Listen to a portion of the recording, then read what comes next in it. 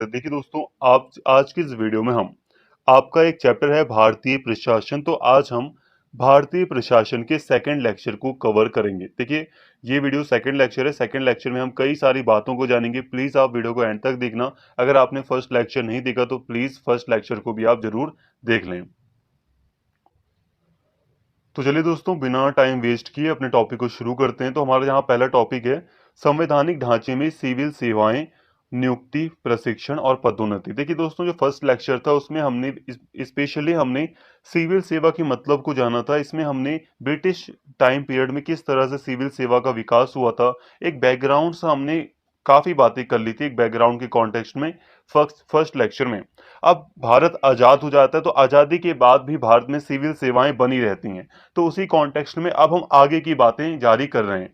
तो यहाँ पे बात हो रही है संवैधानिक ढांचे की, मतलब कि संविधान के अंतर्गत सिविल सेवाओं के बारे में क्या क्या बातें लिखी गई हैं, जैसे कि नियुक्ति के बारे में, उनकी ट्रेनिंग, प्रशिक्षण मतलब ट्रेनिंग के बारे में, और पदोन्नति यानी कि प्रमोशन के बारे में क्या क्या बातें संविधान में बताई गई हैं, अनुच्छेदों में बताई गई हैं। यहाँ पर हमें इन बातों को समझना है।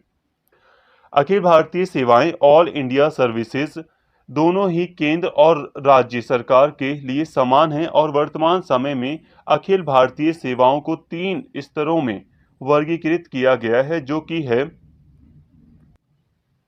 भारतीय प्रशासनिक सेवा, भारतीय पुलिस सेवा, भारतीय वन सेवा, जिसे नॉर्मली आईएएस, आईपीएस और आईएफएस के नाम से जाना जाता है। देखिए दोस्तों, यहाँ पर सिविल सेवाओं को मुख्य रूप से आपके, अगर हम सिलेबस के अकॉर्डिंग बात करें तो जो ऑल इंडिया सर्विसेज हैं उनको ज़्यादातर ऐड किया गया है। हालांकि राज्य स्तर पर भी हम देखते हैं जो पीसीएस वगैरह के जो एग्जाम होते हैं स्टेट लेवल पर, उसमें भी हम सिविल सेवाओं की भर्ती की बातें सुनते हैं। वहां पर भी कई सारी पोस्ट निकलती हैं सिविल सेवा से संबंधित। तो वो कर्मचारी भी इसमें ऐड हैं, ठीक है, सिविल सेवा में ऐड हैं। लेकिन फिर भी यहाँ पर मुख्य तौर पर अखिल भारतीय सेवाओं से संबंधित जो अधिकारी होते हैं उनके बारे में यहाँ पर स्पेशली बात की जा रही है, जिनकी नियुक्ति कहीं भी हो सकती है पूरे देश में। तो अब हम आगे बढ़ रहे हैं। यहाँ तक हमने थोड़ी सी यहाँ पे हमने कुछ बातें समझ ली। अखिल भारतीय सेवाओं को हमने देखा जो 3 प्रकार की नॉर्मली हैं।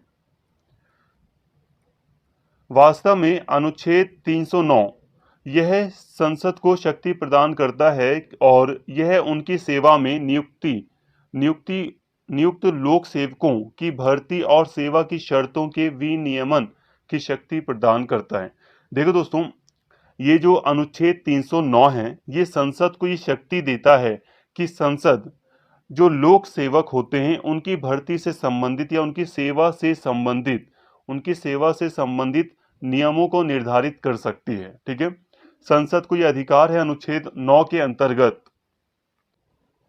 कि संसद जो लोक सेवक होते हैं उनकी नियुक्ति के बारे में, उनकी भर्ती के बारे में और उनको किस तरह की सेवा या सर्विस देनी है देश के लिए, उसके बारे में वो नियम बना सकती है। अनुच्छेद 9 ये अधिकार संसद को देता है।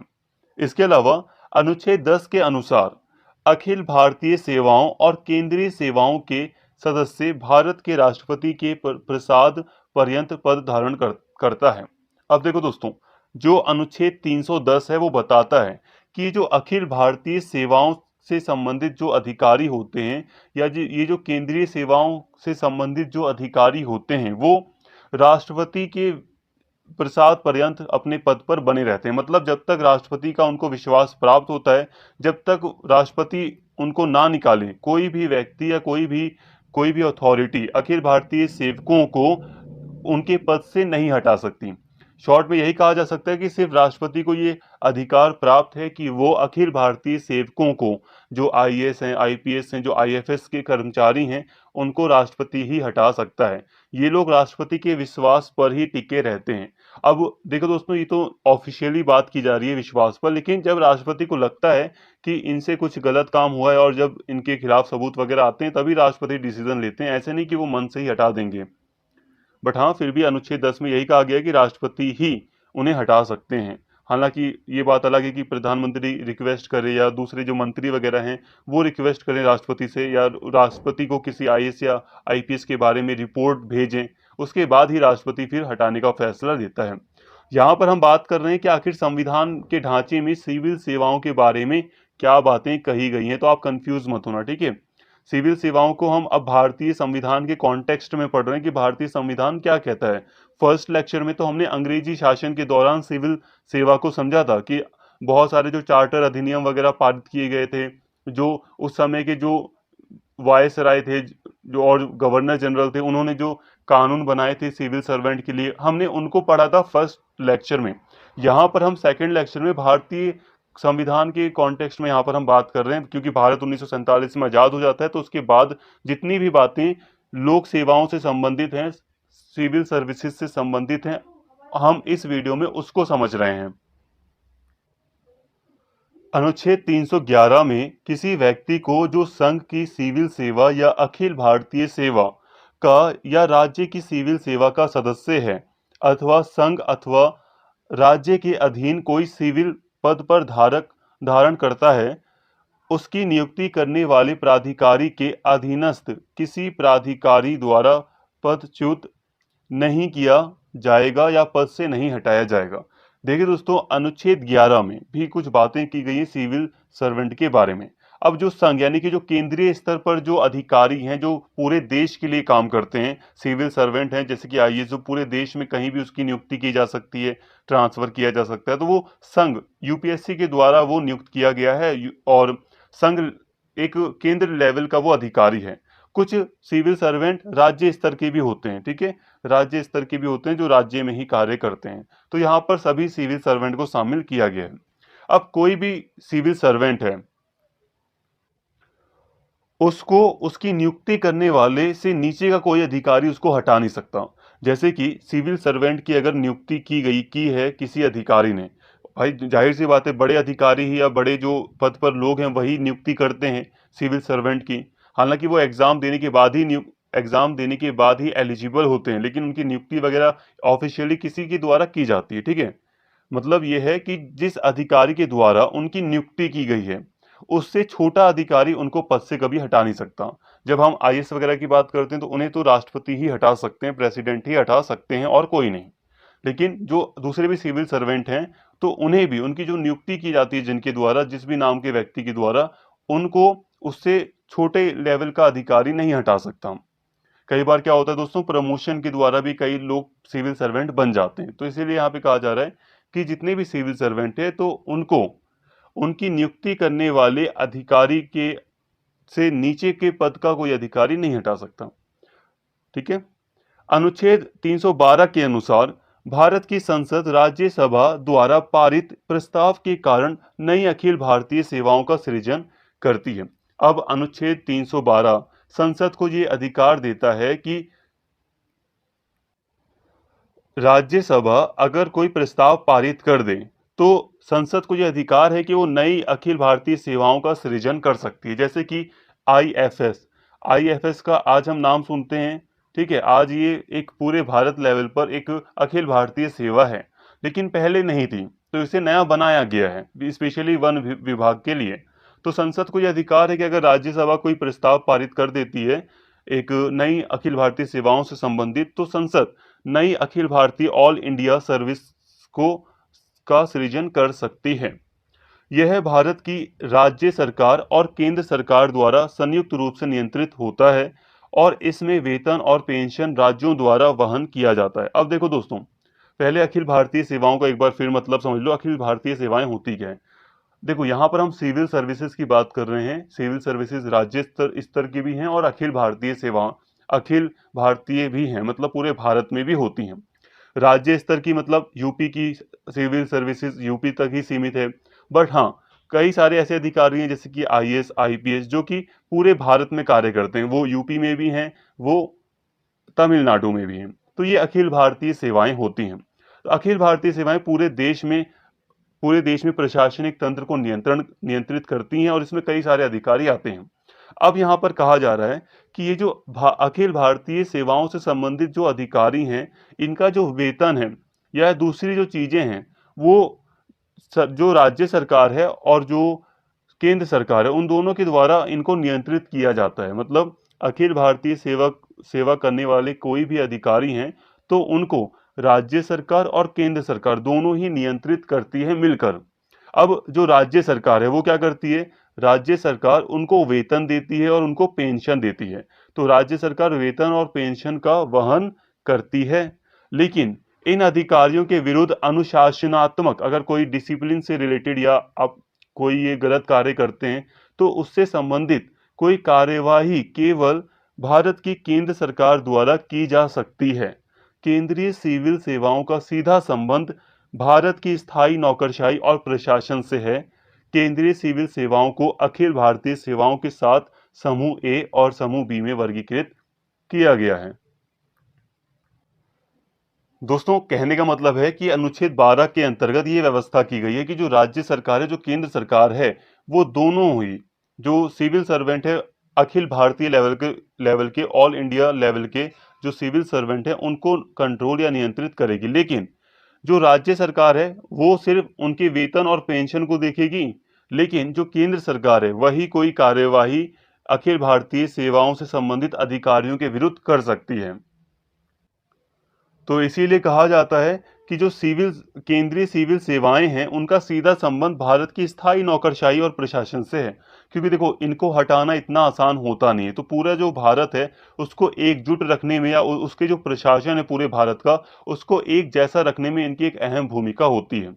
क्योंकि ऐसा माना जाता है कि इन अधिकारियों को इतनी जल्दी हटाया नहीं जा सकता, राज्य सरकार हटा ही नहीं सकती। तो हटाने का एक लंबा प्रोसेस है, वो भी केंद्र सरकार ही हटा सकती है इन अधिकारियों को। तो इससे प्रशासन सुदृढ़ होता है, ऐसा माना जाता है। तो यहां तक आपको काफी बातें समझ में आई होंगी। अनुच्छेद 312 में नई अखिल भारतीय सेवाओं के सृजन के बारे में बताया गया। अब इस अनुच्छेद 312 में ही कुछ नई अखिल भारतीय सेवाओं के सृजन के बारे में भी बताया गया है। अनुच्छेद 323, जिसमें संसद भारतीय सेवाओं में केंद्रीय सेवाओं और पद पर नियुक्त व्यक्ति की भर्ती और सेवा की शक्ति के संबंध में विवादों और शिकायतों के मुकदमे के निर्णय के लिए एक प्रशासनिक न्यायाधिकरण की स्थापना कर सकती है, उसको ये अनुमति अनुच्छेद 323 के तहत दी गई है।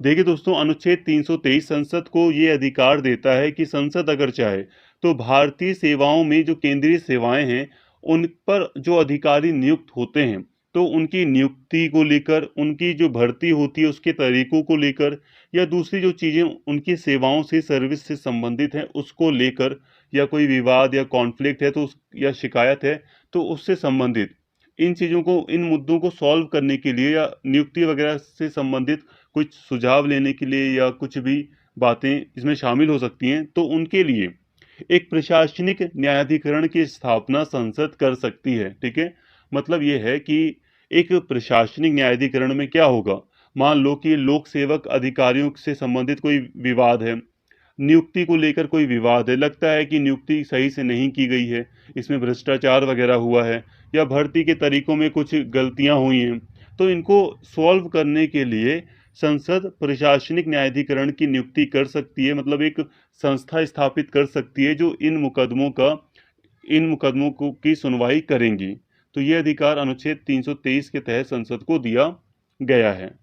अनुच्छेद 335 के अनुसार संघ या किसी राज्य के कार्यकलाप से संबंधित सेवाओं और पदों के लिए नियुक्तियां करने में अनुसूचित जातियों और अनुसूचित जनजातियों के सदस्यों के दावों का प्रशासन की दक्षता बनाए रखने की संगति के अनुसार ध्यान रखा जाएगा। देखिए दोस्तों, जो अनुच्छेद 335 है, अब इसके अंतर्गत ये प्रावधान किया गया है कि जो अनुसूचित जनजाति और अनुसूचित जनजातियों के सदस्य हैं, एससी और एसटी के जो सदस्य होते हैं, उनको प्रशासन में नियुक्त किया जाएगा। लेकिन यहाँ पर साथ में क्या बात है दक्षता को बनाए रखने के लिए ये दक्षता को ध्यान में रखा जाएगा। देखो दोस्तों, क्या है कि एक्चुअली आप थोड़ा जमीनी स्तर पर बात कर रहे हैं, मेरी यहाँ पर भावना किसी को ठेस पहुंचाने की नहीं है। अब जमीनी स्तर पर हम जो देखते हैं, हम ये देखते हैं कि कई बार जो जनरल के जो बच्चे होते हैं, जो जनरल के कैटेगरी में आने वाले स्टूडेंट होते हैं, उनके कई बार हाई मार्क्स आ जाते हैं, लेकिन फिर भी उनको कई वजहों से नौकरियां नहीं मिल पाती हैं। इसका एक बड़ा रीजन है आरक्षण, ठीक है, रिजर्वेशन।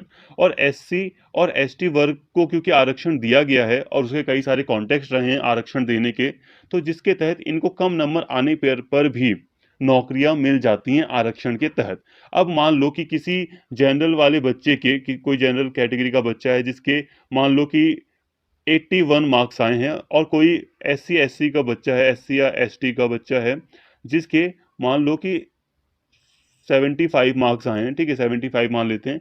तो कई बार ऐसा होता है कि 81 वालों को नौकरी ना देकर 75 वाला जो कि एससी एसटी का वर्ग का व्यक्ति है उसको नौकरी मिल जाती है। अब यहाँ पर एक बात बिल्कुल साफ है, कोई भी इस बात से इनकार नहीं कर सकता कि जिस बच्चे के इतने ज़्यादा नंबर आए हैं वो इस बच्चे से इंटेलिजेंट तो हो गई।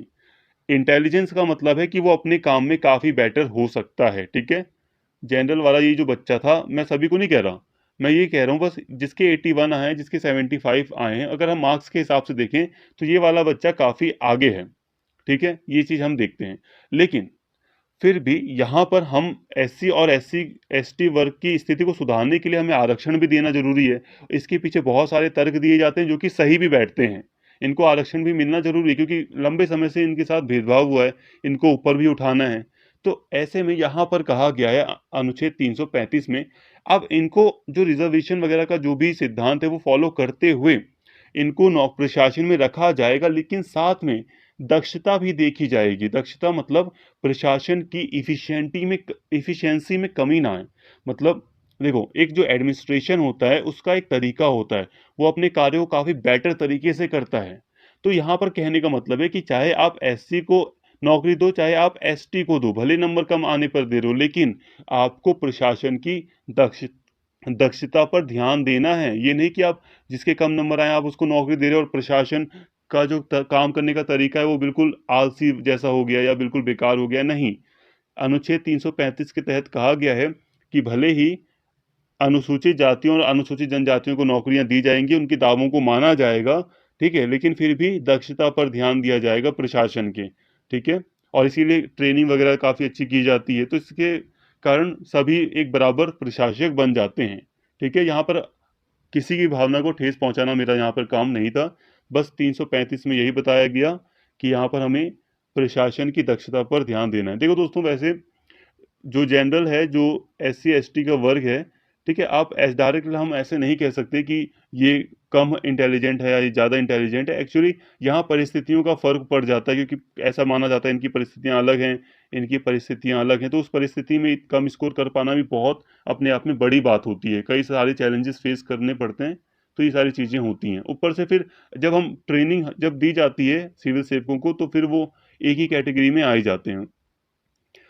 अनुच्छेद 322 के अनुसार, सॉरी 320 है, अनुच्छेद 320 के अनुसार भारत में सिविल सेवाओं और पदों पर भर्ती से संबंधित सभी मामलों में यूपीएससी संघ लोक सेवा आयोग से परामर्श करना आवश्यक है।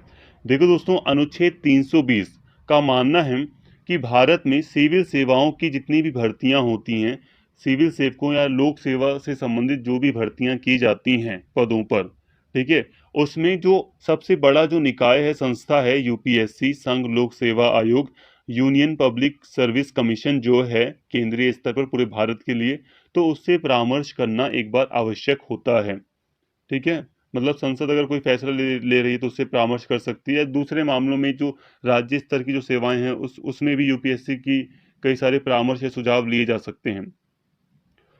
सिविल सेवाओं में भर्ती निम्नलिखित विधियों द्वारा की जाती है: परीक्षा के माध्यम से सीधी भर्ती, पदोन्नति और स्थानांतरण। देखो दोस्तों, ये हम जानते हैं जैसे कि जो सिविल सेवाएं हैं उसमें डायरेक्टली, जैसे कि हम अगर यूपीएससी की बात करें, यहाँ यूपीएससी का एग्जाम्पल दिया जा रहा है, आप स्टेट पीसीएस का एग्जाम्पल भी ले सकते हो, दूसरे जो सिविल सेवक सेवाएं हैं आप उनका भी एग्जाम्पल ले सकते हो, लेकिन फिर भी जो ईजी है समझना वो है यूपीएससी। तो जैसे कि यूपीएससी है, तो यूपीएससी में हम क्या देखते हैं कि डायरेक्टली आपने एग्जाम दिया, 3 फेज में आपके एग्जाम हुए। पहले आपने प्री क्लियर किया, प्रीलिम्स वगैरह, फिर मेंस का एग्जाम दिया और फिर आपने इंटरव्यू दिया, मतलब 3 लेवल पर आपने एग्जाम दिया और डायरेक्टली आपकी अखिल भारतीय सेवा में आपको चयनित कर लिया जाता है। आप एक अखिल भारतीय सेवा में शामिल हो जाते हैं, ठीक है, आप एक लोक सेवक बन जाते हैं। डायरेक्ट आपने एग्जाम दिया और आप बन गए। लेकिन कई बार क्या होता है, जैसे कि अब स्टेट पीसीएस को अगर हम देखें, स्टेट पीसीएस में क्या होता है, स्टेट पीसीएस में कई बार पदोन्नति के द्वारा, प्रमोशन के द्वारा किसी व्यक्ति को एसडीएम बना दिया जाता है, डीएम बना दिया जाता है, तो वो प्रमुख सिविल सेवक बन जाता है। हालांकि वो ऑलरेडी सिविल सेवा में था, बट फिर भी कई दूसरे जो छोटे अधिकारी हैं उनको कई बार पदोन्नत कर कर किसी छोटे लेवल के सिविल सेवा में उनको दे दिया, सिविल सेवा में उनको स्थान दिया जाता है, पद दिया जाता है। और स्थानांतरण मतलब कई बार क्या होता है कि आपको किसी एक डिपार्टमेंट से हटाकर जब किसी दूसरे डिपार्टमेंट में आपको डाल देते हैं, आपका ट्रांसफर कर देते हैं दूसरे डिपार्टमेंट में, ठीक है। तो कई बार आपको एक डिपार्टमेंट से हटने के बाद दूसरे डिपार्टमेंट में एक बड़ी पोस्ट या एक ऐसी पोस्ट मिलती है जो सिविल सेवा से संबंधित हो सकती है। तो यहाँ पे कहा जा रहा है कि सिविल सेवाओं में जो चयन होता है, भारत में जो विधियां हैं कानूनी रूप से देखा जाए तो वो डायरेक्टली एग्जाम के द्वारा भी होती है, प्रमोशन के द्वारा भी होती है और स्थानांतरण के द्वारा भी होती हैं। संघ लोक सेवा आयोग। संघ लोक सेवा आयोग की परीक्षा भारत में विभिन्न सिविल सेवाओं में भर्ती के लिए एक राष्ट्रव्यापी प्रतियोगिता परीक्षा है। यह परीक्षा मुख्यतः 3 चरणों में आयोजित की जाती है। प्रारंभिक परीक्षा, प्रीलिमिनरी एग्जाम, ठीक है, मुख्य परीक्षा मेन एग्जामिनेशन और अंत में व्यक्तिगत परीक्षण पर्सनैलिटी टेस्ट, ठीक है। देखो दोस्तों सिंपल है, ये तो आप जानते हैं ना कि आईएएस वगैरह की या यूपीएससी कैसे कंडक्ट कराता है अपने एग्जाम को। तो संघ लोक सेवा की अगर हम बात करें यूपीएससी की, तो वो बड़े लेवल पे पूरे देश की ये प्रतियोगिता है, एक काफी सबसे बड़ा कंपटीशन में से माना जाता है। और इसमें 3 फेज में 3 चरणों में एग्जाम होते हैं। एक होता है प्रीलिम्स का, ठीक है, जो फर्स्ट स्टेप होता है जिसमें आपके 2 पेपर होते हैं। फिर मेंस का एग्जाम होता है, जब आप इसे पास कर लोगे तो आप मेंस का एग्जाम दोगे, जिसमें जिसमें आपको थ्योरीज वगैरह काफ़ी लिखनी पड़ेगी, ऑप्शनल पेपर वगैरह होते हैं आपके, वो अलग चीज़ें। इसके बाद आपको फिर इंटरव्यू देना होता है, पर्सनैलिटी टेस्ट, जो कि लगभग आप ये समझ लो कि इन तीनों को आप जब पास कर लोगे उसके बाद आप एग्जाम में पास माने जाते हो। और ये जो एग्जाम है, ये तीनों ही एग्जाम लगभग इनको क्लियर करने में 1 साल लग जाता है। मतलब ये एग्जाम एक इंसान अगर दे रहा है तो उसको लगभग 10 महीने लग जाते हैं इस एग्जाम को देते देते, ठीक है। वो तैयारी नहीं कर रहा, तैयारी के लिए तो अलग समय है, बट 10 एग्जाम उसको देते हुए लग जाते हैं, क्योंकि इनके बीच काफ़ी गैप होता है इन तीनों चरणों के बीच। कोई नहीं, यहाँ तक आपको इतना ही समझना है। तो इस तरह अखिल भारतीय सेवाओं में चयन किया जाता है डायरेक्टली एग्जाम्स के जरिए। अखिल भारतीय सेवाओं और उच्च केंद्रीय सेवाओं की भर्ती की वर्तमान प्रणाली वास्तव में मेकाले समिति, कोठारी समिति और सतीश चंद्र समिति द्वारा की गई सिफारिशों पर आधारित है। देखो दोस्तों, अब भारत में जो हम वर्तमान में भारतीय सेवाओं की जो संरचना देखते हैं, भर्ती की जो बात करते हैं कि आखिर किस तरह से भारत में सिविल सेवाओं में भर्तियां की जाती हैं, ठीक है, नौकरियां दी जाती हैं या अधिकारियों की नियुक्ति होती है। तो कई सारी समितियां रही, जैसे कि कोठारी समिति हो गई, सतीश चंद्र समिति। तो ये काफ़ी आज़ादी के टाइम की ये समितियां रही हैं, तो ये ज़्यादा पुरानी नहीं है। लेकिन जब हम बात करते हैं मिकाले समिति की, तो ये काफ़ी पुरानी है, ये कॉलोनियल टाइम की है। तो इसने कुछ सलाह वगैरह दी थी, इसने कुछ सलाह वगैरह दी थी समिति ने, जो उस टाइम की जो सरकार थी, ब्रिटिश सरकार, औपनिवेशिक सरकार, उसको, और उसी के अकॉर्डिंग फिर भारत में सिविल सेवाओं की भर्ती की गई थी। तो यहाँ पे कहा जा रहा है कि इन समितियों का एक अहम रोल रहा है, एक इम्पॉर्टेंट भूमिका रही है वर्तमान में जो हम भारतीय सेवाओं की भर्ती देखते हैं उसमें, ठीक है। अखिल भारतीय सेवा परीक्षा की वर्तमान योजना कोठारी समिति और सतीश चंद्र समिति द्वारा निर्धारित की गई है। अब जब जब हम वर्तमान को देखते हैं, बिल्कुल एग्जैक्ट अगर आज की बात करें, तो कोठारी समिति और सतीश चंद्र समिति, इनके योजनाओं के द्वारा, इनकी सलाहों के द्वारा आज हम देखते हैं कि जो भारतीय सेवाओं में, केंद्रीय सेवाओं में जो भर्तियां हैं वो की जाती हैं इनकी सिफारिशों के द्वारा। अब बात करते हैं दोस्तों सिविल सेवा में प्रमोशन। प्रमोशन शब्द की उत्पत्ति प्रोमोवर से हुई है, जो कि एक लैटिन भाषा का शब्द है। इसका अर्थ आगे की ओर बढ़ना है। प्रमोशन या पदोन्नति तो को प्रत्यक्ष भर्ती के रूप में भी जाना जाता है, क्योंकि पदोन्नति से जिम्मेदारियों और कर्तव्यों में वृद्धि होती है, भत्तों और वेतन में वृद्धि होती है और नौकरी या सेवा में भी उच्च पद प्राप्त होते हैं। तो देखिए दोस्तों, जो प्रमोशन है उसमें क्या होता है, आगे बढ़ना इसका अर्थ माना जाता है। और इसमें हम देखते हैं कि कई बार पद में जो आपकी पोस्ट होती है, किसी व्यक्ति की पोस्ट होती है, वो बढ़ जाती है, ऊंची पोस्ट पर व्यक्ति चला जाता है, नियुक्त हो जाता है। कई बार वेतन के द्वारा देखते हैं हम, वेतन बढ़ जाता है उसका। वैसे ऊंची पोस्ट होगी तो वेतन भी बढ़ जाएगा, उसको भत्ते जो उसका खर्चा वगैरह है वो मिलता है अलग से। तो कई सारी चीज़ों में उसको उसकी बढ़ोतरी होती है प्रमोशन के द्वारा। विलियम जी टॉर्पी के अनुसार पदोन्नति का तात्पर्य एक कर्मचारी के एक पद से इस दूसरे स्थान पर उच्च ग्रेड और वेतन की गति से है। हालांकि पदोन्नति के कुछ और तत्व होते हैं और यह निम्नलिखित चीजों को परिवर्तित कर देते हैं: जिम्मेदारियां, कर्तव्य, वेतन, उपाधियां या स्थिति। देखिए दोस्तों, यहाँ पर एक विचारक हैं जिनका नाम है विलियम जी टॉर्पी। अगर हम इनके अकॉर्डिंग बात करें कि पदोन्नति या प्रमोशन का क्या अर्थ होता है, तो उन्होंने कहा है जब एक कर्मचारी को दूसरे किसी ऊंचे ग्रेड में स्थानांतरित कर दिया जाए, उसको नियुक्त कर दिया जाए और उसका वेतन बढ़ जाता है, तो इसी को हम पदोन्नति कहते हैं। हालांकि इसमें ये कहते हैं कि कुछ और तत्व भी शामिल हैं, जैसे कि जो व्यक्ति होता है अब उसकी जिम्मेदारियां बढ़ जाती हैं, कर्तव्य उसके बढ़ जाते हैं, उसका वेतन भी बढ़ता है, परिवर्तन आता है, उपाधि या स्थिति उसकी बदल जाती है। ठीक है, बढ़ना घटना अलग चीज है यहाँ पर यह है कि यहाँ पर इन सभी चीजों में परिवर्तन होता है, उसकी जिम्मेदारियों में, उपाधि में, उसकी स्थिति में परिवर्तन होता है। प्रमोशन के अगर हम प्रकारों को देखें तो निम्न ग्रेड से उच्च सेवा तक, मतलब कोई निम्न सेवा से उच्च उच्च सेवा तक, मतलब छोटी सेवा कर रहा है कोई व्यक्ति, उसको ऊंची सेवा दे दी जाती है। निम्न ग्रेड से उच्च ग्रेड, जैसे कि कई बार होता है ना, ए ग्रेड के अधिकारी, बी ग्रेड के अधिकारी, सी ग्रेड के अधिकारी, जो पहले नंबर पर जैसे ए है तो ये काफी ऊंचा है, ये ए से नीचा पद है, इसमें जो कर्मचारी हैं वो सबसे नीचे हैं, डी वाले में उससे भी नीचे है। तो ये ग्रेड होते हैं, अधिकारियों को दिए जाते हैं। तो बी वाले अधिकारी को अगर ए में कन्वर्ट कर दिया जाए, ए वाले ग्रेड में रख दिया जाए, तो वो एक ऊंचा ग्रेड मिलता है, उसको एक ऊंचा पद मिल जाता है। निम्न वर्ग से एक ऊंचा वर्ग, उच्च वर्ग तक। तो ये प्रमोशन के प्रकार थे, इन्हें बस हल्का हल्का हमें समझना है, ज़्यादा डीपली इन्हें नहीं समझना है। अभी दोस्तों वीडियो में एंड तक बने रहना, क्योंकि बात की जाएगी कि आखिर कौन कौन से पॉइंट आपको ज़्यादा इंपॉर्टेंस नहीं देनी जिन पॉइंट्स को। तो देखिए दोस्तों, यहाँ तक हमने काफ़ी बातें कर ली और अब हमारा जो मेन टॉपिक आ रहा है, इंपॉर्टेंट टॉपिक, मेन तो काफ़ी हमने बात करी है, बट एक इंपॉर्टेंट टॉपिक है प्रधानमंत्री का कार्यालय, मंत्रिमंडल सचिवालय। ये एक इंपॉर्टेंट टॉपिक और इन्हें भी हमें अभी कवर करना है। तो सबसे पहले बात कर लेते हैं मंत्रिमंडल का सचिवालय होता क्या है, उसकी क्या भूमिका होती है। दोस्तों, आगे बढ़ने से पहले आप मंत्रिमंडल की थोड़ा सा इसकी मीनिंग को समझो, मंत्रिमंडल का अर्थ क्या होता है। देखो, जब एक, यहाँ पर समझो, लोकसभा का जो नेता होता है, लोकसभा का जो नेता होता है वो क्या बनता है, जो लोकसभा में लीडर होता है, जिसे बहुमत प्राप्त होता है, वो बन जाता है प्रधानमंत्री। ठीक है, वो प्रधानमंत्री बन जाता है।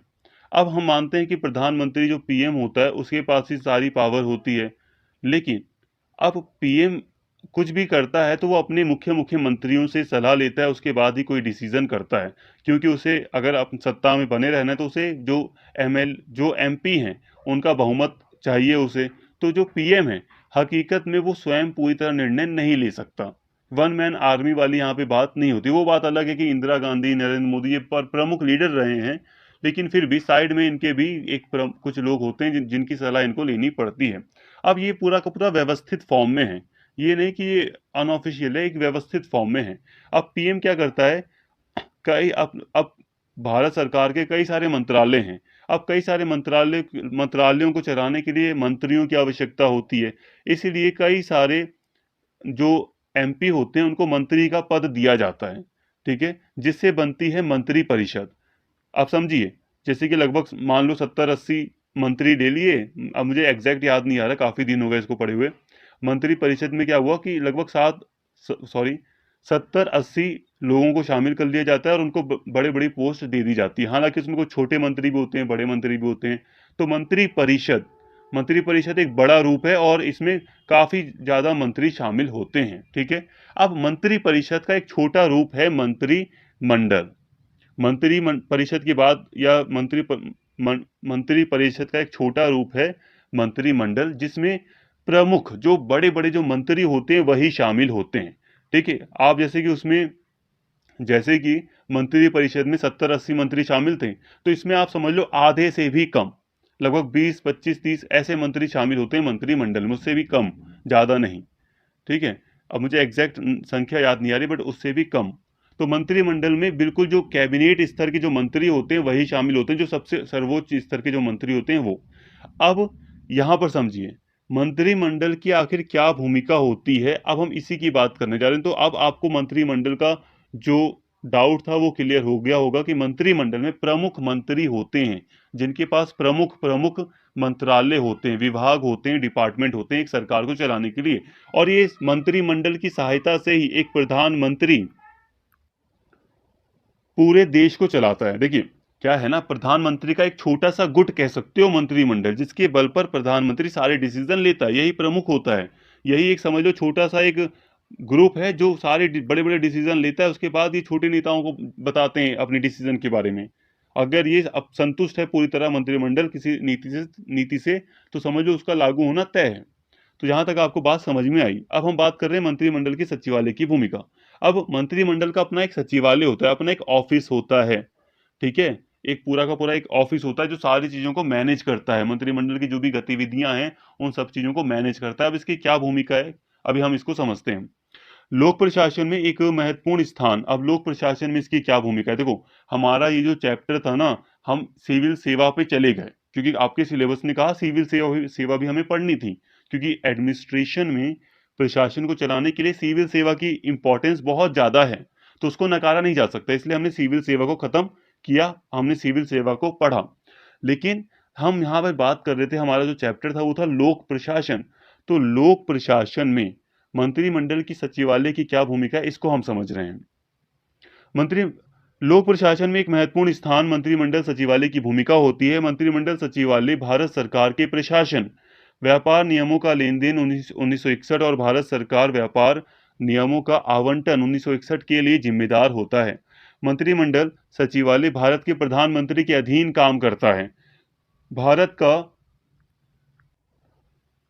सचिव सचिवालय का प्रशासनिक प्रमुख होता है। अब देखिए दोस्तों, अब कुछ चीजें डिसाइडेड हैं, कुछ अनुबंध वगैरह हैं, जैसे कि व्यापार से संबंधित बहुत सारे नियम हैं, लेन देन से संबंधित।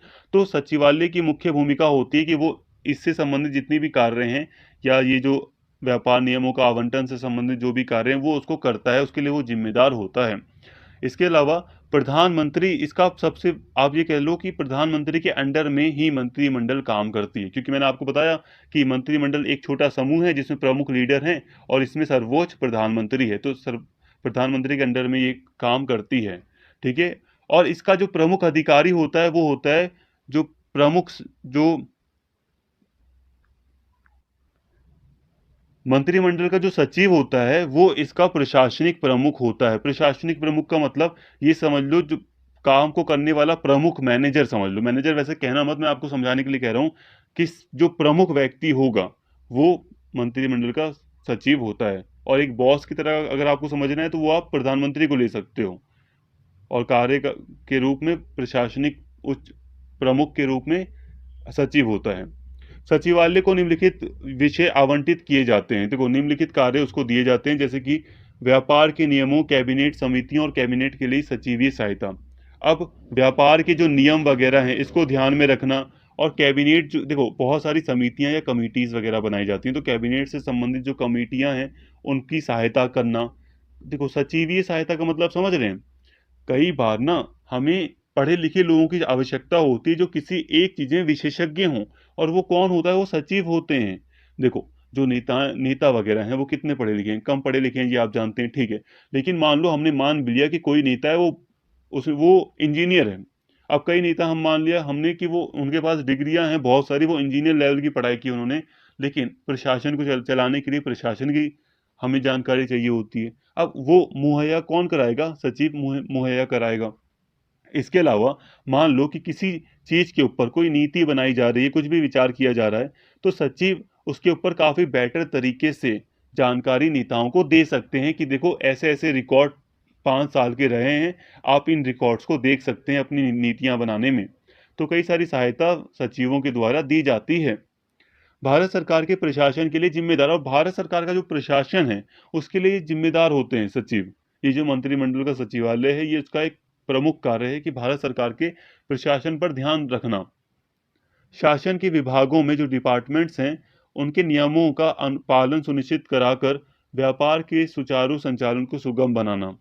जो डिपार्टमेंट वगैरह हैं सरकार के अंडर में, जैसे वित्त मंत्रालय हो गया, ये क्या है, डिपार्टमेंट है, उसके अंदर कई सारे डिपार्टमेंट हैं, दूसरे कई सारे बड़े बड़े डिपार्टमेंट हैं, सरकार के अलग अलग मंत्रालय हैं।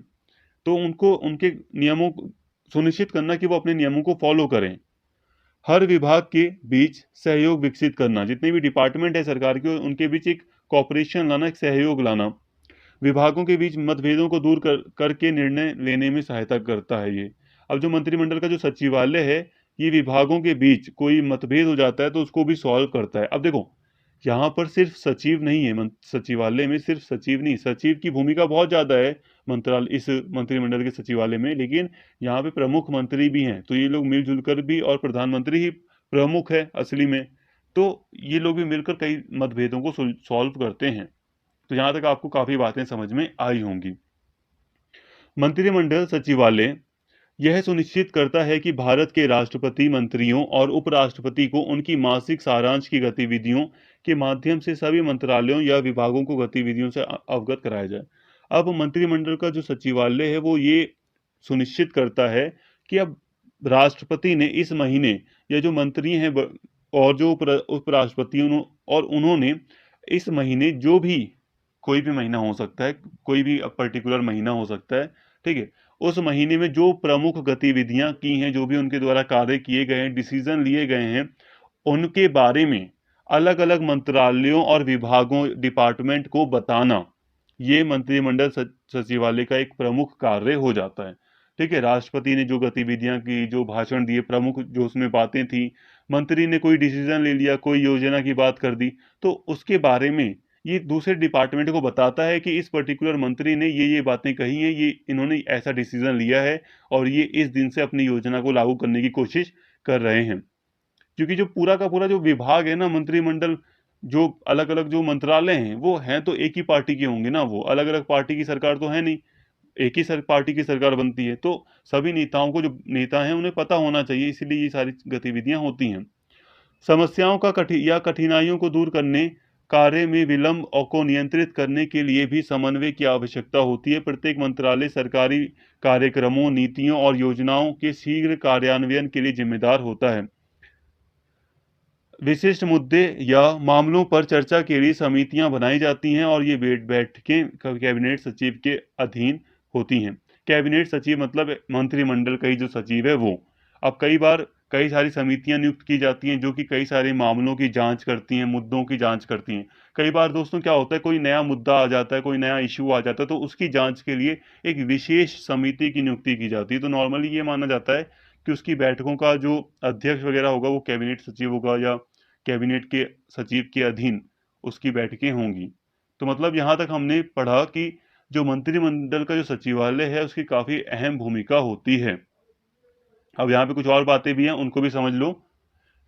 हालांकि मंत्रिमंडल सचिवालय द्वारा कैबिनेट समितियों और मंत्रिमंडल को प्रदान की जाने वाली सचिवीय सहायता में निम्नलिखित शामिल है। ठीक है दोस्तों, यहाँ पे हालांकि छोड़ो, निम्नलिखित बातें शामिल हैं जो कि मंत्रिमंडलीय सचिवालय और कैबिनेट समितियों से संबंधित यहाँ पे कुछ बातें हैं, इनको समझ लो। एजेंडे का प्रसार और तैयारी करना, कार्यसूची में कागजातों के परिचालन से संबंधित मामलों का होना, मंत्रिमंडल द्वारा लिए गए निर्णयों और कार्यान्वयन की निगरानी करना, चर्चाओं का रिकॉर्ड तैयार करना। अब देखो, जो मंत्रिमंडल का जो सचिवालय है वो कई सारी चीजें देखता है। अब देखो, मंत्रिमंडल के सचिवालय के अंडर में कई सारी कैबिनेट समितियां भी बन जाती हैं, जो अलग अलग जो भी इशू हैं उनके ऊपर जांच वांच करती हैं, या जो भी चीजें डिसीजन वगैरह लेती हैं, फिर रिपोर्ट तैयार करती हैं। ये सारी चीजें मंत्रिमंडल के सचिवालय के अधीन ही होती हैं। अब इसी में शामिल है मंत्रिमंडल का जो सचिवालय है, जो ऑफिस है, वो अपना देखता है कि आज का एजेंडा क्या है, हमें किस चीज़ के बारे में बात करनी है, रिसर्च करनी है, किस पर रिपोर्ट तैयार करनी है, ये सारी चीज़ें देखता है। इसके अलावा अब कई सारी रिपोर्ट तैयार हुई हैं, तो कागजातों पर ऑफिशियली या औपचारिक रूप से उन मामलों को लिखा जाए, उनको मतलब प्रमाणित करके रखा जाए, तो कागजात वगैरह से संबंधित जितनी भी बातें हैं वो उसको करते हैं। मंत्रिमंडल द्वारा लिए गए निर्णयों और कार्यान्वयन की निगरानी। अब जो मंत्रिमंडल ने कई बार मीटिंग बैठती है सरकार की, जिसमें प्रमुख रूप से मंत्रिमंडल की मीटिंग होती है, बड़े बड़े मंत्री अपनी मीटिंग बुलाते हैं। तो मंत्रिमंडल की जो मीटिंग होती है, ठीक है, उसने जो निर्णय लिए गए हैं उसका रिकॉर्ड रखना, उस पर निगरानी रखना, उसको लागू किस तरह से किया जाना ये भी देखना, और रिकॉर्ड तैयार करना, जो भी चर्चाएं हुई हैं ये सारी चीज़ें यहाँ पर शामिल हैं मंत्रिमंडल के सचिवालय में। मंत्रिमंडल सचिवालय का कार्य और भूमिका: सचिवों की समिति, मंत्रिमंडल समितियों की कार्यवाही संबंधित कार्य है करना है। मंत्रिमंडल सचिवालय प्रशासन के नीति निर्माण में ना तो कोई गतिविधि साधन है और ना ही प्रवर्तन एजेंसी है। देखो दोस्तों, यहाँ पे बताया जा रहा है कि जो मंत्रिमंडल का सचिवालय है वो एक व्यवस्था प्रदान करने की कोशिश करता है। बस वो अपने कार्यों को कर रहा है, वो उसके कार्य किन बातों से संबंधित हैं, जैसे कि कोई समिति वगैरह गठित की गई है, कैबिनेट समिति वगैरह, जिसमें तो उसमें सचिव काफी प्रमुख भूमिका निभाते हैं और मंत्रिमंडल का सचिवालय उसको नियंत्रित करने की कोशिश करता है। इसके अलावा कुछ मंत्रिमंडल की समितियां हैं या दूसरे जो कार्य हैं उनको नियंत्रित करने की कोशिश करता है, उनको संतुलित करने की कोशिश करता है मंत्रिमंडल का सचिवालय। इसका मतलब ये नहीं है कि ये सचिवालय कोई कानून बना दे, तो ये कोई कानून बनाने की एजेंसी नहीं है, ये कोई कानून लागू करने की एजेंसी नहीं है, ये बस क्या कर रहा है, कंट्रोल करता है, देख रेख करता है, बस इतना ही। तो यहाँ हमने मंत्रिमंडल के कॉन्टेक्स्ट में काफी बातें कर ली, हो सकता है कुछ बातें नहीं समझ में आई हो, बट फिर भी आगे आपको सारी बातें धीरे धीरे समझ में आ जाएंगी। अब हम आगे बढ़ते हैं और आगे का टॉपिक अब आपके लिए इजी हो जाएगा, जो कि है प्रधानमंत्री का कार्यालय, PMO। ठीक है, प्राइम मिनिस्टर्स ऑफिस। देखिए दोस्तों, प्रधानमंत्री का भी अपना एक ऑफिस होता है, अपना एक कार्यालय होता है, जहां पर उसको जाकर साइन वगैरह करने होते हैं। हालांकि अब वो वहां जाए ना जाए वो बात अलग है, लेकिन प्रधानमंत्री का अपना एक कार्यालय होता है। प्रधानमंत्री के पास लोग अपनी कुछ रिक्वेस्ट भेज सकते हैं, तो इसी के लिए कार्य और कई सारे कार्य करने पड़ते हैं उसको, इसीलिए उसका एक कार्यालय होता है, भारतीय संविधान में है भी। और ठीक है, भारत में एक प्रधानमंत्री का कार्यालय है जिसे हम PMO शॉर्टकट में कहते हैं। अब यहाँ पर होता क्या है, थोड़ा सा मैं हल्का सा बताऊं तो यहाँ पर कई सारे कर्मचारी होते हैं, कई सारे सचिव वगैरह होते हैं जो कि प्रधानमंत्री के कार्यों को करने की कोशिश करते हैं। हालांकि प्रधानमंत्री के जो मेन कार्य हैं उनको नहीं करते, लेकिन जो साइड के जो कार्य हैं, जैसे कि कागज तैयार करना, प्रधानमंत्री को क्या आगे चीजें करनी है उसको ध्यान में रखना, कहाँ से कौन सा समझौता हुआ है तो उसको तैयार करना, बस प्रधानमंत्री को यहाँ पर ध्यान से समझकर सारी बातों को सोच समझकर साइन वगैरह करना होता है। बस कार्यालय में बहुत सारे लोग होते हैं, सचिव वगैरह होते हैं जो बहुत सारे कार्य यहाँ पर करते हैं। भारत के प्रधानमंत्री केंद्र सरकार के प्रमुख होते हैं। ठीक है, केंद्र सरकार, जो भारत की सरकार है उसका प्रमुख प्रधानमंत्री होता है। ठीक है, राष्ट्रपति नहीं होता, राष्ट्रपति तो देश का प्रमुख है, सरकार का नहीं। क्योंकि भारत ने संसदीय लोकतंत्र को अपनाया है, इसलिए प्रधानमंत्री ही सरकार के कामकाज के लिए जिम्मेदार हैं। अब सरकार जो भी काम करती है उसके लिए जिम्मेदार प्रधानमंत्री होते हैं, और प्रधानमंत्री को उनकी मंत्रिपरिषद द्वारा सहायता प्रदान की जाती है। मंत्रिपरिषद के प्रमुख के रूप में प्रधानमंत्री सभी मंत्रालयों के कार्यों का पर्यवेक्षण करते हैं। तो देखिए दोस्तों, अब प्रधानमंत्री ही सबसे मेन एक व्यक्ति माना जाता है सरकार का। अब अलग अलग मंत्रियों के द्वारा या मंत्रिमंडल के द्वारा जो अलग अलग मंत्रालय हैं वो जो भी काम करते हैं उनकी जिम्मेदारी प्रधानमंत्री पर भी होती है। ठीक है, इसीलिए प्रधानमंत्री सभी मंत्रालयों के जो कार्य हैं उनको उनकी देखरेख करते हैं। अब डायरेक्टली प्रधानमंत्री नहीं देखते, हालांकि उनके जो सचिव वगैरह हैं वो निगरानी बनाए रखते हैं कि कौन सा मंत्रालय क्या काम कर रहा है। प्रधानमंत्री कार्यालय, PMO, प्रधानमंत्री को सचिवीय सहायक प्रदान करता है। मतलब यहाँ पे बहुत सारे सचिव वगैरह होते हैं जो सहायता करते हैं प्रधानमंत्री की, जिसकी अध्यक्षता प्रधानमंत्री के प्रधान सचिव करते हैं। अब इसी में PMO के अंतर्गत ही एक प्रधान सचिव भी होते हैं, सेक्रेटरी भी होते हैं, एक प्रधान। प्रधानमंत्री कार्यालय में भ्रष्टाचार विरोधी इकाई शामिल होती है उन मामलों में जहां प्रधानमंत्री उन सभी मामलों के प्रभारी मंत्री होते हैं जिनके लिए मंत्री स्तरीय अनुमोदन की आवश्यकता होती है। यदि कोई आदेश के लिए प्रस्तुत किया जाता है तो उन्हें उपयुक्त राज्य मंत्री को नहीं सौंपा जाता है। देखो दोस्तों, मंत्री भी कई स्तर के होते हैं, जैसे कि कैबिनेट मंत्री होते हैं, फिर और भी नीचे के मंत्री होते हैं, फिर राज्य मंत्री जो कि काफी नीचे के मंत्री होते हैं माना जाता है इन्हें। अब कोई बड़े मंत्री स्तरीय कार्य होते हैं तो वो सिर्फ प्रधानमंत्री को ही सौंपे जाते हैं, जो मंत्रिमंडल के जो सदस्य हैं उन्हीं को सौंपे जाते हैं, राज्य मंत्री को नहीं। भारत के प्रधानमंत्री नीति आयोग के अध्यक्ष भी होते हैं, जहां संबंधित कागजातों को मंजूरी, सुझाव, टिप्पणियों के लिए प्रधानमंत्री कार्यालय को भेजा जाता है। यहां तक कि प्रधानमंत्री का राष्ट्रीय राहत कोष और राष्ट्रीय रक्षा कोष भी सीधे प्रधानमंत्री कार्यालय से संचालित होता है। तो देखिए दोस्तों, प्रधानमंत्री का जो कार्यालय होता है वो काफी प्रमुख भूमिका निभाता है, कई सारे उसके पास कार्य होते हैं। जैसे कि यहाँ पे बोला जा रहा है जो राष्ट्रीय रक्षा कोष है, जिसमें कई सारे पूरा देश या विदेशी अनुदान लिया जाता है। कोई भी व्यक्ति अनुदान दे सकता है, एक तरह से दान दे सकता है राहत कोष वगैरह में। तो ये जो प्रधानमंत्री के राहत कोष होते हैं, रक्षा कोष, राहत कोष, ये प्रधानमंत्री के कार्यालय द्वारा इसको संचालित किया जाता है, चलाया जाता है। प्रधानमंत्री तो नहीं देखेगा ना कहाँ से कितने पैसे आ रहे हैं, कितने पैसे कलेक्ट हो गए। प्रधानमंत्री का कार्यालय ये सारी चीजें संभाल लेता है।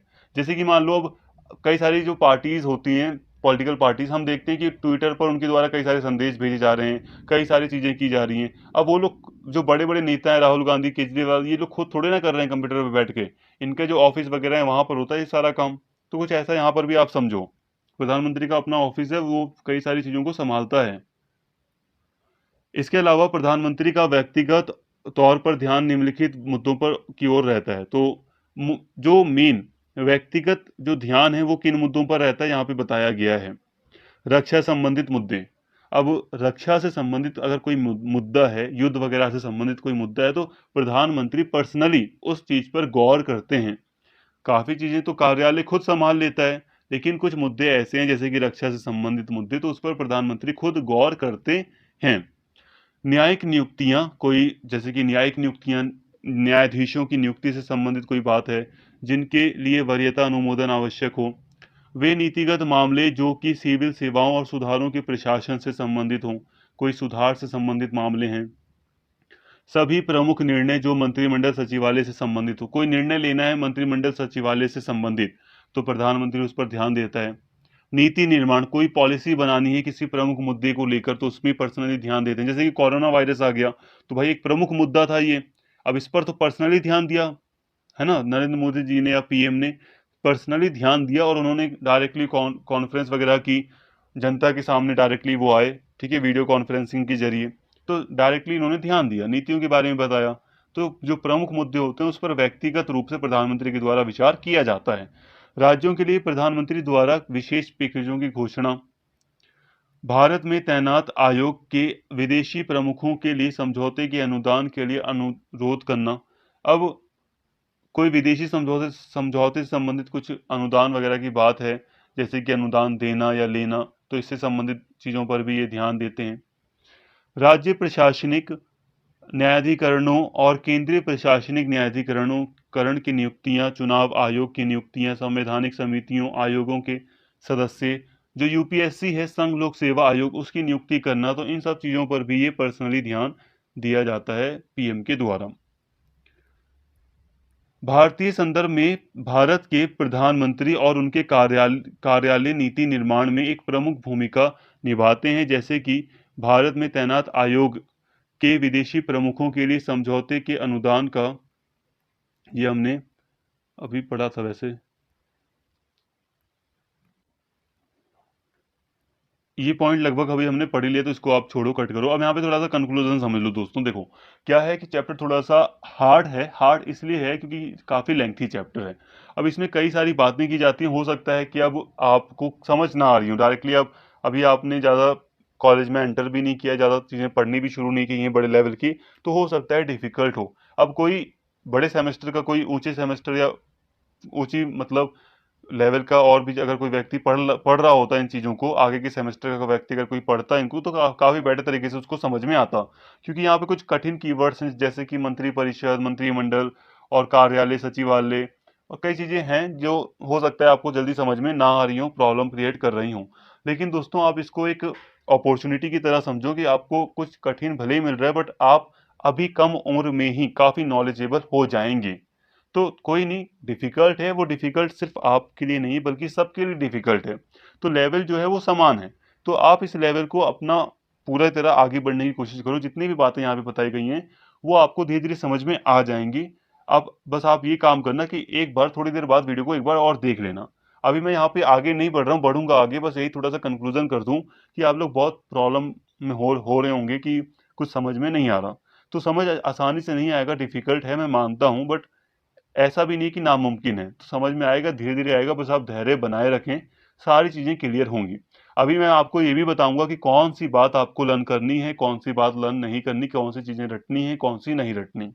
तो बस वीडियो में एंड तक बने रहें, वो चीजें आपको मैं बता दूंगा, तो क्लियर हो जाएंगी काफी बातें। अब हम प्रशासन के बारे में ही पढ़ रहे हैं, अब प्रशासन में सुधारों की पहल की बात करते हैं। एक्चुअली जैसा कि हम जानते हैं, जो एडमिनिस्ट्रेशन रहा है, जो लोक प्रशासन रहा है, उसमें हम देखते हैं कई सारे भ्रष्टाचार देखने को मिलते हैं। आज भी हम सुनते हैं कई सारे आईएएस आईपीएस ऑफिसरों के घर में कई सारे लाखों करोड़ों रुपए की नोट बरामद हो रही हैं, मतलब पैसा बरामद हो रहा है। तो ये क्या है? ये भ्रष्टाचार को दर्शा रहा है। तो कई चीजें हमें देखने को मिलती हैं, इसीलिए इस और ये आज से नहीं, काफी लंबे समय से है यहाँ पे भ्रष्टाचार या बेकार जो चीजें हैं यहाँ पर चली आ रही हैं प्रशासन के क्षेत्र में। इसीलिए यहाँ पर सुधारों की आवश्यकता हमेशा से ही महसूस की गई है, और इसके लिए देश की आजादी के बाद कई सारे काम किए गए हैं। यहाँ पर थोड़ा ध्यान दे लेते हैं उनके ऊपर। तो केंद्रीय सतर्कता आयोग, जो कि एक निगरानी रखता है भ्रष्टाचार के ऊपर, ठीक है, 1964 में प्रभावी हुआ, मतलब 1964 से इसने अपना काम शुरू किया, जो कि केंद्र सरकार के कार्यालयों में भ्रष्टाचार को रोकने के लिए बनाया गया था। ठीक है, तो अगर हम पहल को देखें, प्रशासनिक सुधारों में प्रमुख पहल को देखें, तो एक था 1964 में केंद्रीय सतर्कता आयोग की स्थापना। आई थिंक इसको सीवीसी ऐसे कुछ कहते हैं, ठीक है, सीवीसी कहते हैं आई थिंक। काफी दिन हो गए मुझे भी पढ़े हुए, तो इसलिए थोड़ा सा दिक्कत हो जाती है, बाकी मैंने काफी डिटेल में इन सब चीजों को पढ़ा था। पहले प्रशासनिक सुधार, जो पहला प्रशासनिक सुधार था वो एआरसी, जिसको एआरसी की अध्यक्षता मोरारजी देसाई ने की थी, और बाद में 2005 में दूसरा एआरसी प्रशासनिक सुधार आयोग, एडमिनिस्ट्रेटिव रिफॉर्म्स कमीशन एआरसी बनाया गया, और इसकी अध्यक्षता वीरप्पा मोइली ने की। अब देखो, प्रशासनिक सुधार आयोग, जिसको हम शॉर्ट में एआरसी कहते हैं, ठीक है, प्रशासनिक सुधार आयोग। अब दो बार एआरसी का गठन किया गया है, प्रशासनिक सुधार आयोग का गठन किया गया है। एक बार 1966 में किया गया था, जिसमें मोरारजी देसाई अध्यक्ष थे। हालांकि ये फिर अध्यक्ष पद से कुछ समय बाद हट जाते हैं और किसी दूसरे व्यक्ति को अध्यक्ष बनाते हैं।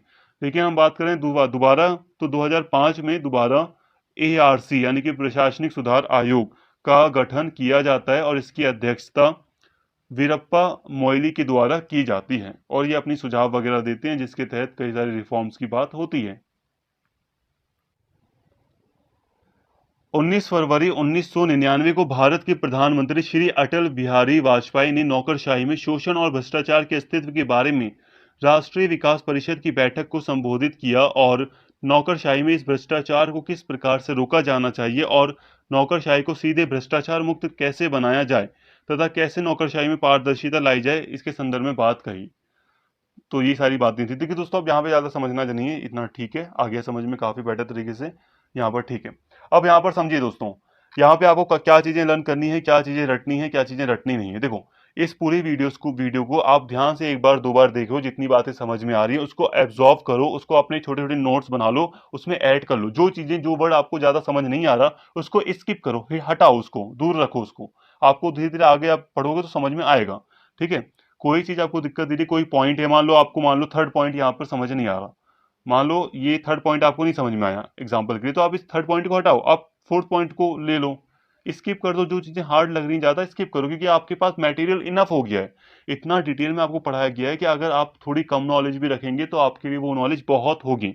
बस यही कहूंगा कि वीडियो को एक दो बार देख लेने से आपको काफी चीजें क्लियर हो जाएंगी। उम्मीद करता हूँ सारी बातें आपको समझ में आई होंगी, और अगर आपको वीडियो अच्छी लगी हो तो प्लीज़ चैनल को सब्सक्राइब कर लें, और फिर भी कमेंट जरूर करें, और वीडियो को लाइक कर लें, और ज़्यादा से ज़्यादा शेयर करें। Thank you.